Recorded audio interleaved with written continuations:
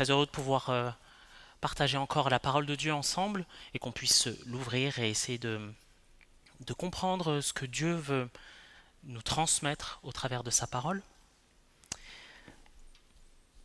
Oh, lançons. Alors je ne sais pas si ça se voit bien, je ne sais pas si vous avez déjà reçu ce genre de mail, mais moi je suis très heureux, je suis devenu très riche par ce mail. Euh, Apparemment j'ai gagné beaucoup d'argent.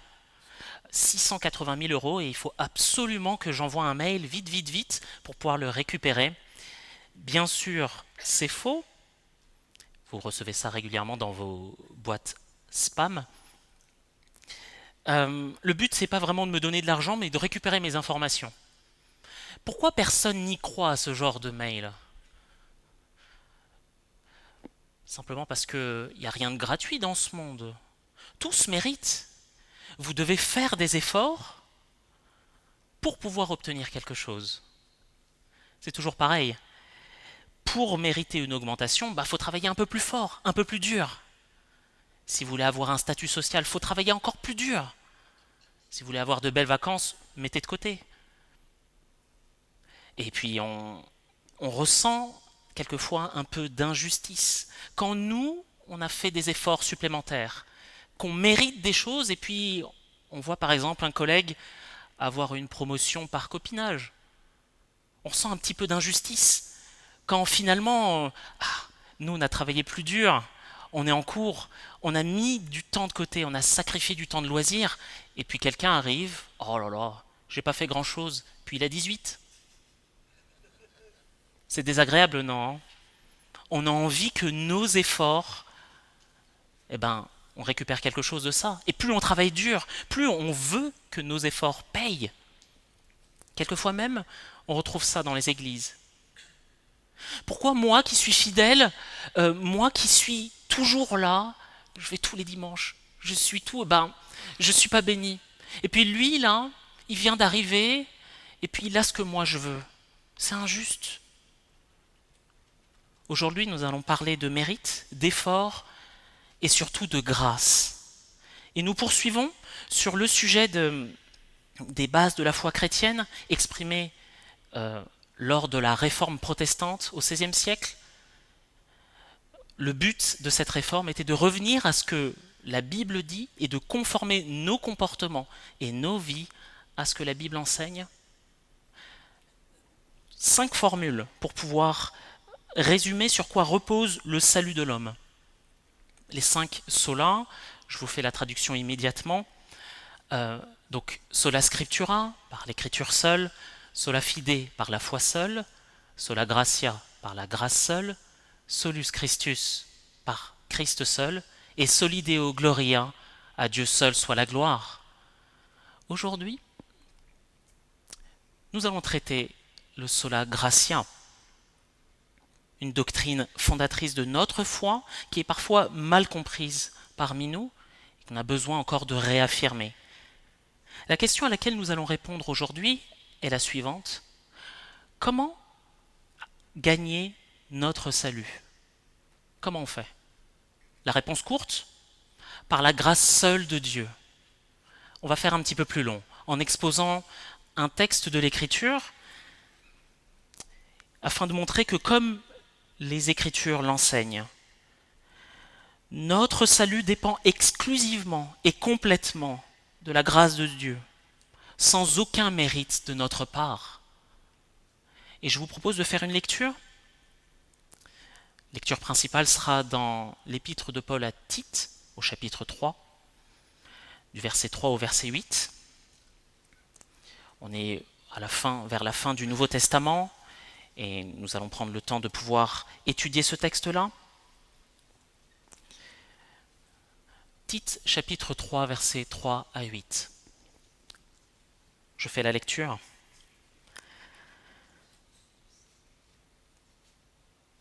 Nous aussi, en effet, nous étions autrefois stupides, rebelles, égarés, esclaves de toutes sortes de désirs et de plaisirs.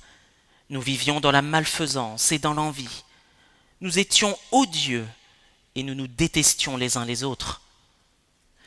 Mais lorsque la bonté de Dieu, notre Sauveur, et son amour pour les humains se sont manifestés. Non pas parce que nous aurions fait des œuvres de justice, mais en vertu de sa propre compassion. Il nous a sauvés par le bain de la nouvelle naissance et du renouvellement procédant de l'Esprit Saint. Il l'a répandu sur nous largement par Jésus-Christ notre Sauveur, afin que, justifiés par sa grâce, nous devenions héritiers selon l'espérance de la vie éternelle. Cette parole est certaine, et je souhaite que tu l'affirmes catégoriquement, afin que ceux qui ont placé leur foi en Dieu s'appliquent à exceller dans les belles œuvres. Voilà qui est beau et utile aux humains. La parole de Dieu, nous prions. Père éternel, merci pour ta parole qui est la vérité. Permets-nous encore d'être à l'écoute de cette parole, que nous puissions comprendre ce que tu as à nous transmettre, et que seul ton nom soit loué. Amen. Voilà comment nous allons aborder ce texte, avec au verset 3 la vie sans la grâce, les fondements de la grâce, du verset 4 au verset 7, les fruits de la grâce avec le verset 8, et pourquoi est-ce important encore pour nous aujourd'hui, relever un peu la pertinence de cette doctrine. La vie sans la grâce. Paul a laissé Tite en Crète pour une mission bien particulière, placer des leaders dans les églises. Il l'a fait dans un contexte un peu particulier. Les Crétois étaient connus à l'époque pour des gens extrêmement menteurs, avec une moralité très basse, des personnes un peu, enfin pas des gens qu'on veut inviter chez soi et qu'on veut avoir comme amis, vraiment des mercenaires, bref, pas des bonnes personnes. Et c'est dans ce contexte que Paul envoie une lettre à Tite pour le fortifier et pour lui expliquer ce qu'il doit dire aux chrétiens. Et cette phrase, cette chose en particulier, comment un chrétien doit marquer la différence dans un environnement qui ne croit pas? Comment un foyer chrétien doit se comporter au milieu de toute une population qui ne croit pas? Remarquez que aujourd'hui, dans notre société post-chrétienne, il y a beaucoup de gens qui croient pas. Donc on peut tirer quelques similitudes par rapport au contexte de l'époque avec des gens profondément contre ce que Dieu fait. Au chapitre 2, cela traite des relations dans un foyer, et dans notre chapitre 3, Paul élargit le propos. Il se dit, maintenant, plus que dans un foyer, comment un chrétien doit se comporter au milieu de la société? On débute avec le verset 3, et dans le verset 3, ça commence par « nous aussi, en effet ». Paul globalise son propos, pas simplement Tite, pas simplement lui-même, mais tous les chrétiens. Alors, je ne sais pas vous, mais quand je lis la liste que Paul énonce, stupide, rebelle, égaré, bizarrement, je me mets jamais dedans. C'est jamais moi que je considère. Et je suis sûr que vous avez peut-être eu un nom en tête quand j'ai lu cette liste-là, non? Ah, ça concerne l'autre. Jamais ça me concerne. Moi, je suis pas là-dedans. Rebelle. C'est pas un peu fort, non, les termes? Et pourtant, Paul insiste. Nous aussi, nous étions. On est obligé d'y passer. Et clairement, la liste est sombre, noire, de ce que peut faire l'homme vraiment de pierre. Nous étions stupides. Dans d'autres traductions, c'est dépourvu de sens. Paul, à son époque, était un érudit, quelqu'un qui avait profondément étudié la loi juive, et pourtant, vis-à-vis de ce que Dieu dit dans sa parole, vis-à-vis de l'évangile, il se considère comme stupide, dépourvu de sens, insensé. Nous étions rebelles. C'est pas juste qu'on est neutre vis-à-vis de Dieu. Nous étions fondamentalement contre. On refusait ce que Dieu voulait. On allait à l'encontre de ce que lui disait. Nous étions égarés. Nous étions partout sauf sur la bonne voie. Nous étions esclaves de toutes sortes de désirs et de plaisirs. On n'aime pas dire qu'on est esclave. On n'aime pas ça. La notion de liberté est quelque chose qui nous tient à cœur. Et pourtant, quand nous nous laissons diriger par nos désirs, par nos plaisirs, nous en devenons esclaves. Nous étions esclaves de désirs. Les désirs sont sans fin. Ah, si j'avais une voiture, je pourrais. Si j'avais une maison, je pourrais. Ah, si j'avais un époux, une épouse. Ah, si j'avais un travail. Si j'avais des enfants. Et puis si j'étais à la retraite. Les désirs sont insatiables, un puits sans fond. Et nous étions esclaves de cela. Nous vivions dans la malfaisance, dans la méchanceté, dans le mal à tous les niveaux. Nous étions dans l'envie, parce que toujours insatisfait, l'autre a toujours mieux, et je veux ce que lui a, et je veux surtout pas que lui l'ait, comme ça je suis tellement spécial. Nous étions odieux, nous nous détestions les uns les autres. Non seulement nous étions égocentriques, avec un moi énorme, mais en plus, nous nous détestions les uns les autres. Parce qu'on voit chez les autres les défauts. Ah, c'est facile de voir, ah, quand même, qu'est-ce qu'il est jaloux, qu'est-ce qu'il est envieux. Il n'est vraiment pas digne d'amour. Voilà un triste tableau pour l'homme. Son caractère était profondément dépravé, corrompu par le péché. Voilà ce que nous étions, voilà ce que dit Paul. Et ça touche tout. L'intellect, les émotions, la pensée, les actions, tout a été entaché par le péché. Si on est honnête, il n'y a personne, on est devant notre miroir, dans notre salle de bain, on arrive à se donner quelques défauts. Allez, un petit truc, mais jamais quelque chose de profond. Mais de se dire qu'on était tout ça, c'est un peu trop, c'est un peu fort. Et pourtant, c'est ce que la Bible déclare. Nous étions totalement corrompus. Alors certains pensent qu'il y a de l'espoir. Quand même, il y a quand même de belles choses qui se font. Quand on voit la solidarité, quand il y a des catastrophes naturelles, des gens qui se mobilisent et qui donnent leur vie pour pouvoir sauver d'autres. C'est quand même beau, non? Oui. Dans sa grâce commune, la Bible dit que Dieu fait pleuvoir sur les bons et sur les méchants. Dieu contient le mal et on n'est pas sans limite vis-à-vis du péché. Nous ne sommes pas dans la pleine expression de ce que le péché est dans nos vies. On n'est pas au max. Mais Dieu aussi permet que de belles choses se fassent, de belles œuvres, mais pourtant, elles ne sont pas toujours bien motivées. On recherche un statut pour soi, et on ne recherche pas les belles œuvres que Dieu a prévues pour nous. Même ces belles œuvres, Ésaïe nous le dit, nous sommes tous comme des impurs, et toute notre justice est comme un vêtement souillé. Même ce qu'on peut faire de beau au final reste entaché par le péché. Alors d'autres font une quête sincère et font des démarches spirituelles pour chercher la vérité.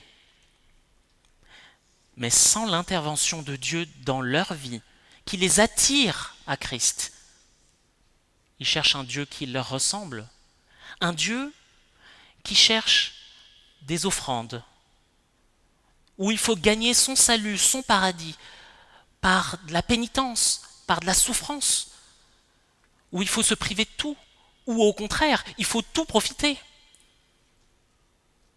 Un Dieu qui demande que le salut soit gagné par des œuvres, ce n'est pas le Dieu de la Bible. Romains 3, versets 10 à 12 nous dit « Il n'y a point de juste, pas même un seul. Nul n'est intelligent, nul ne cherche Dieu. Tous sont égarés, tous sont pervertis. Il n'y en a aucun qui fasse le bien, pas même un seul. Et le verdict tombe. Éphésiens 2, je lis que le premier verset. Vous étiez morts par vos offenses et par vos péchés. Pour comprendre la grâce, pour l'apprécier, comprendre l'évangile, ça a été rappelé, évangile veut dire bonne nouvelle, il faut qu'on accepte la mauvaise nouvelle. Et la mauvaise nouvelle, c'est que nous méritons le jugement de Dieu pour notre rébellion et que nous sommes totalement perdus sans lui.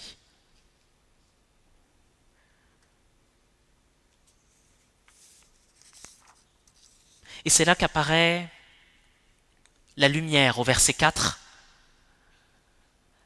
Mais Dieu, mais la bonté de Dieu. Notre état tellement dépravé, mais encore plus en lumière l'intervention de Dieu pour nos vies. Voyez plutôt, Dieu manifeste sa bonté. Il est profondément bon en lui-même et il veut le manifester envers nous. Il est notre sauveur. Nous qui étions perdus, il est venu nous sauver. Son amour pour les humains, sa philanthropie, comme le terme grec le dit, c'est un amour profond pour nous délivrer, pour nous secourir. Ça fait référence à un verset bien connu, en Jean chapitre 3, verset 16. « Car Dieu a tant aimé le monde, il l'a tant aimé.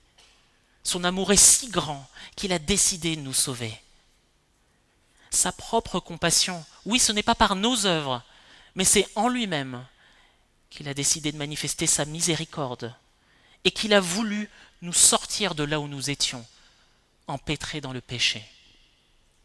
Il le fait par le bain de la nouvelle naissance. Pas de référence ici au baptême d'eau. Et nous l'avons dit, et nous continuons à l'affirmer, ce n'est pas le baptême qui sauve. Le baptême est une expression extérieure de ce qui s'est passé à l'intérieur, du travail que Dieu a fait dans le cœur afin de sauver un pécheur. Ici, le bain de la nouvelle naissance, c'est comme une purification. Nous sommes purifiés par l'eau de la parole, purifiés de toute souillure, purifiés de tout péché. Et c'est par la foi que nous sommes sauvés. Et cette nouvelle naissance s'opère par le Saint-Esprit qui nous renouvelle. Deux facettes, nous sommes purifiés d'une part, et d'autre part nous sommes renouvelés chaque jour par le Saint-Esprit, qui habite dans le croyant, le dirige, lui rappelle l'enseignement de Jésus, lui rappelle la parole de Dieu et soutient notre vie. Dieu a même été généreux avec cela. Il n'a pas répandu juste parcimonieusement, mais il l'a fait largement, richement, afin que le croyant, le disciple de Christ, ne soit en manque de rien pour sa vie. Et enfin sa grâce, le cadeau immérité, la faveur de Dieu qui nous sauve et qui nous justifie. Quel programme! Dieu manifeste ses perfections quand il sauve. Un résumé, ça a été lu tout à l'heure, en Romains 5, verset 8. Mais voici comment Dieu prouve son amour envers nous. Alors que nous étions encore des pécheurs, Christ est mort pour nous. Remarquez dans ces passages du verset 4 au verset 7 la présence entière de la Trinité. Au verset 4, Dieu le Père ordonne, il décrète le moment d'agir, il déroule son plan de salut. Au verset 6, au moment fixé, Dieu le Fils, Jésus-Christ, venu en chair, accomplit le plan de salut et devient notre Sauveur. Et au verset 5, Dieu le Saint-Esprit, qui est une personne, réside dans le croyant, renouvelle, renforce le croyant.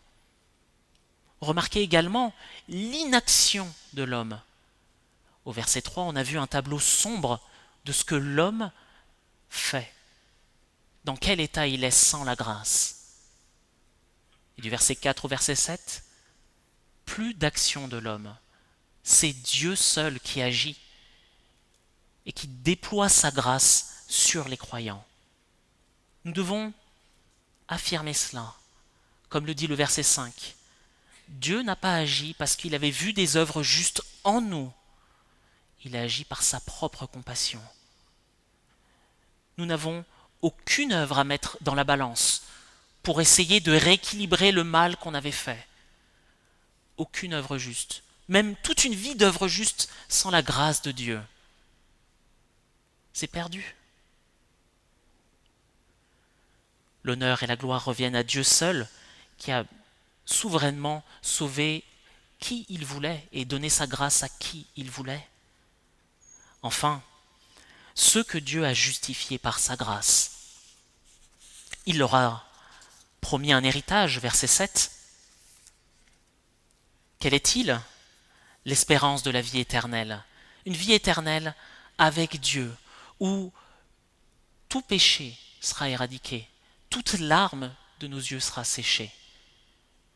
Nous vivrons avec Christ, avec notre Sauveur en permanence, et nous serons dans une joie parfaite. L'image qui est prise régulièrement dans la Bible pour expliquer ça est l'image de l'adoption. Nous sommes héritiers parce que Dieu fait de nous ses enfants. Voyez l'image de l'adoption encore qui montre l'action du Père seulement. Pour être adopté, seuls les parents font l'action, pas l'enfant. Le Père nous adopte en déployant sa grâce sur nous. Que nous puissions honorer son nom dans nos vies, comme devant hériter de notre Père, comme étant co-héritier de Christ avec nos frères et sœurs, qui a tout accompli pour nous. Oui, Dieu intervient pour nous sauver. C'est sa grâce pour le salut. Il agit en nous par le Saint-Esprit et il nous pousse à l'action. Il nous pousse à porter du fruit. Dans le verset 8, Paul rappelle à Tite ceci. Il doit affirmer catégoriquement cette parole et il doit donner cette instruction à ceux qui ont placé leur foi en Dieu, à exceller dans les belles œuvres. Comment affirmer catégoriquement cette parole? Comment même réaffirmer la grâce que nous avons déjà eue? Comment faire pour pouvoir affirmer cela? Saisissons les moyens que Dieu a donnés pour nous. Premièrement, par exemple, dans sa parole, méditons ce que les Écritures, ce que Dieu nous a transmis. Ce Dieu d'amour s'est révélé dans les Écritures. Nous ne lisons pas simplement la Bible parce que ça nous donne de la connaissance. Nous la méditons parce qu'elle nous révèle qui est Dieu. Qui est ce Dieu qui a manifesté sa grâce envers nous? La Bible est un appui sûr et solide dans ce monde.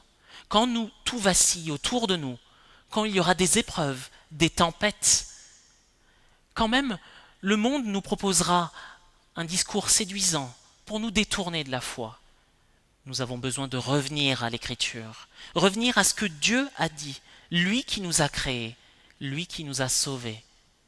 Qu'est-ce que lui dit sur tel ou tel sujet? D'autres moyens de grâce, le baptême, nous avons vu un exemple ce matin. Quelle joie de voir un pécheur se repentir et professer sa foi devant tous. Le baptême ne sauve pas, mais il permet de réaffirmer notre foi, de professer notre foi. Et nous qui avons peut-être déjà été baptisés, qui suivons Christ, quelle joie dans notre cœur de voir que Dieu agit encore. Par la scène également, quand nous prenons le repas du Seigneur que lui-même a institué, nous réaffirmons notre foi, notre attente que Jésus revienne. Sa mort, sa résurrection, comme nous avons pu le fêter à Pâques. Quelle joie de prendre ces éléments. Par la prière également, quand nous prions, nous nous exposons devant Dieu à ce qu'il voie toute notre vie, et nous nous laissons convaincre par lui. Nous nous laissons toucher par lui. Et nous changeons d'attitude. Nous progressons dans la connaissance de notre Dieu. Enfin, nous prenons part à l'église locale, comme sa parole nous le dit. Nous pouvons manifester dans l'église locale les dons que Dieu nous a donnés, par grâce. Nous nous exposons à ce que nos frères et nos sœurs nous aiment, manifestent leur compassion envers nous. Nous nous exposons à supporter nos frères et sœurs les uns les autres.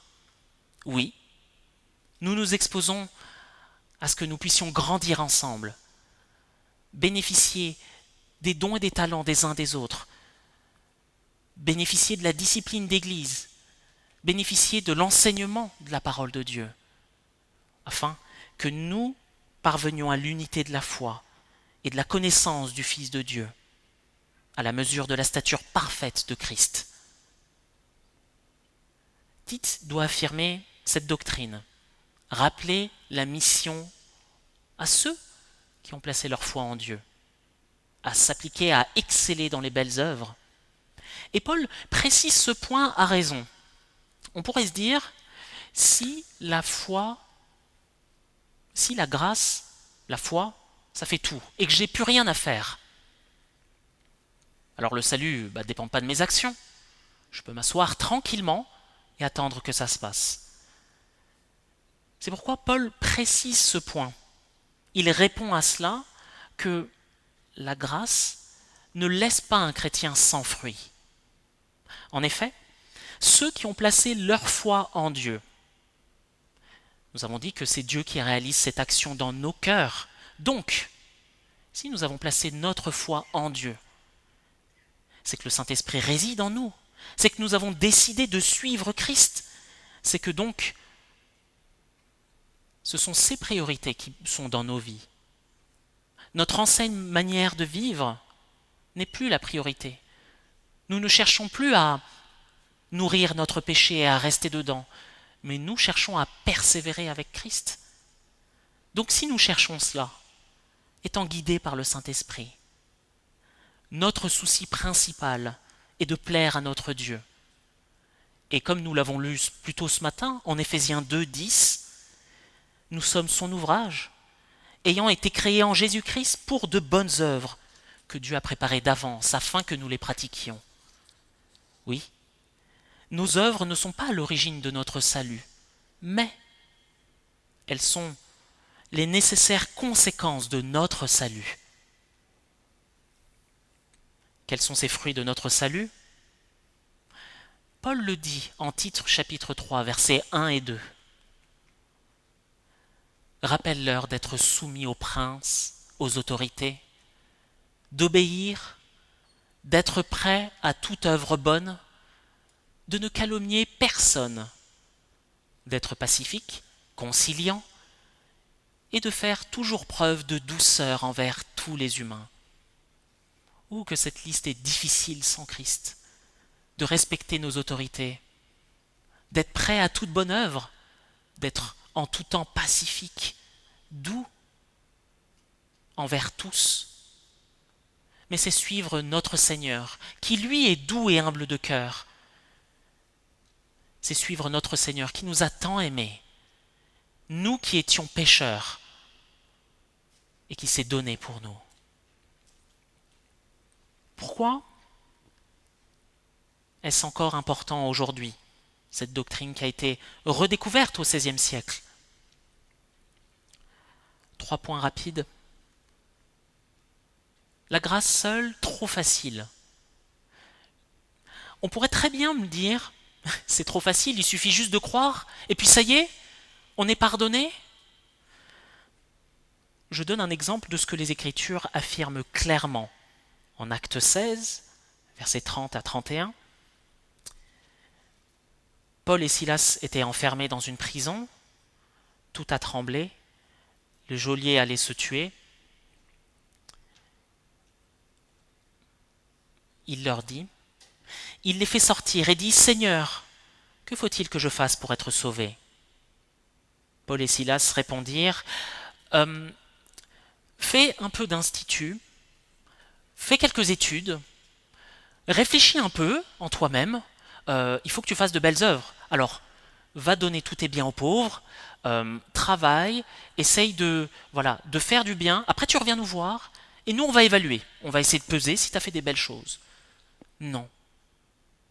Les Écritures nous disent, crois au Seigneur Jésus et tu seras sauvé, toi et ta famille. La simplicité de l'Évangile est déconcertante. Parce que nous vivons dans un système de compensation. On en a parlé au début. Nous devons faire des efforts pour mériter. Si nous faisons le mal, il faut qu'on arrive à équilibrer avec du bien pour essayer de faire pencher la balance sur le bien et peut-être gagner notre salut. La Bible nous enseigne que nous ne sommes plus dans un système de compensation. Avec Christ, nous sommes dans un système de substitution. Christ a pris ma place. Christ a pris ma place sur la croix. Je méritais ce jugement. Il a pris ma place. Ce sont ses mérites devant Dieu qui valent quelque chose, aucune des nôtres. Et c'est par la foi seule que nous pouvons nous saisir de la grâce de Dieu, des mains vides. Attendons ce que Dieu est capable de donner, sa grâce. Deuxième point, la grâce n'est pas automatique. Il est bon de se rappeler qu'elle n'est pas automatique, que au final, au fond, on ne méritait rien. Je prends un exemple. Imaginez, je viens chez vous et je vous coupe l'eau chaude. Une semaine. Une bonne semaine. Il fait -4 dehors. Ou par exemple, je vous coupe l'électricité. Ou le gaz, ça dépend. Il fait froid dehors, vous rentrez chez vous, il fait 13 degrés. Peut-être qu'il y en a qui aiment ça. Moi non. Et puis au bout d'une semaine, je vous le remets. C'est quand même bon l'eau chaude. Hein. C'est bon d'avoir chaud chez soi. Le problème, c'est que on s'habitue trop vite à la grâce, comme si Dieu nous la devait. Dieu ne nous doit rien. Il ne nous doit pas de nous sauver. Il a décidé de le faire. Que nous puissions méditer cette vérité.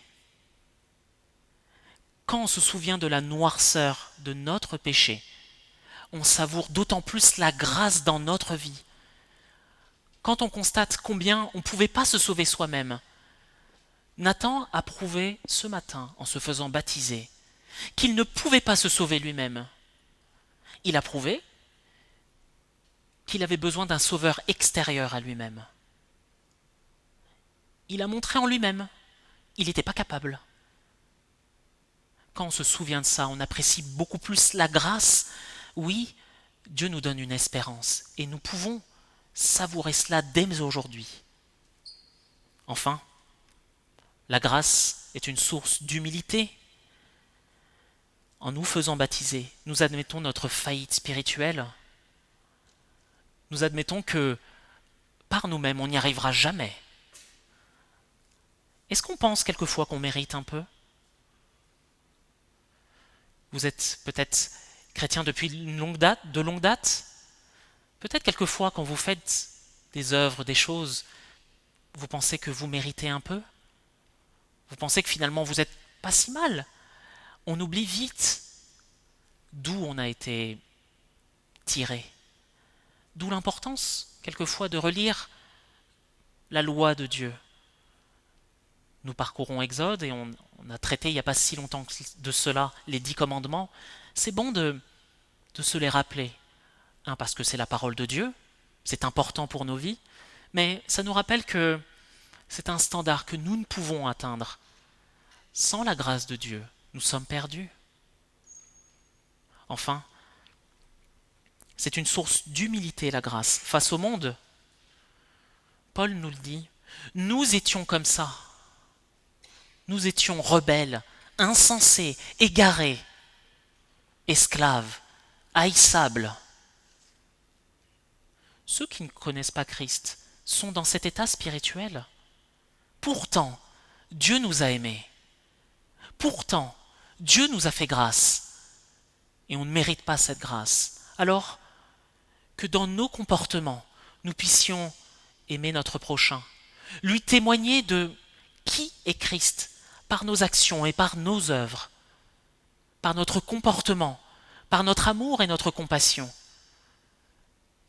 Que nous puissions être comme notre Sauveur, remplis d'humilité. Oui, nous avons eu besoin que peut-être un parent nous témoigne de l'Évangile si nous étions enfants. Nous avons eu besoin d'un collègue de travail, d'un ami, d'un verset sur un stand, pour pouvoir comprendre, pour que Dieu ouvre nos yeux. Soyons remplis d'humilité vis-à-vis de ceux qui nous entourent. Aimons-les. Apportons-leur la vérité dans l'amour, avec douceur. Et qui sait si Dieu ne les attirera pas, si Christ ne les attirera pas par ce qu'on va dire, par ce qu'on va faire, auquel lui seul soit la gloire. Je termine par une citation célèbre. John Newton. Il a composé en 1779 un magnifique chant, Amazing Grace, grâce étonnante, lui rappelant son parcours pour aller jusqu'à Christ. Grâce étonnante, quels sont si doux, qui a sauvé un misérable tel que moi. J'étais perdu, mais je suis maintenant retrouvé. J'étais aveugle, mais maintenant je vois. C'est la grâce qui m'a enseigné la crainte, et cette grâce a soulagé mes peurs. Combien précieuse cette grâce m'est apparue, à l'heure où pour la première fois j'ai cru. Cette grâce merveilleuse, c'est celle que Dieu a manifestée pour nous au travers du sacrifice de Jésus. Savourons cette grâce, ce cadeau immérité. Entendez l'appel si vous ne le connaissez pas, afin de vous laisser toucher par cette grâce, et servons-le. Pour ceux qui le suivent, servons-le avec zèle.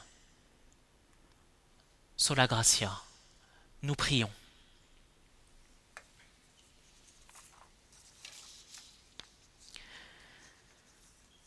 Seigneur, nous voulons te dire combien nous sommes reconnaissants. Reconnaissants que dans ta souveraineté, tu nous aies appliqué ta grâce. Merci pour cette faveur imméritée, ce cadeau que tu nous donnes de ton salut pour nos vies.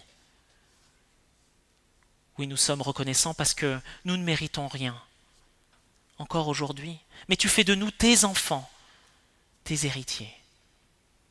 Donne-nous de chérir cette grâce, de ne pas nous en lasser.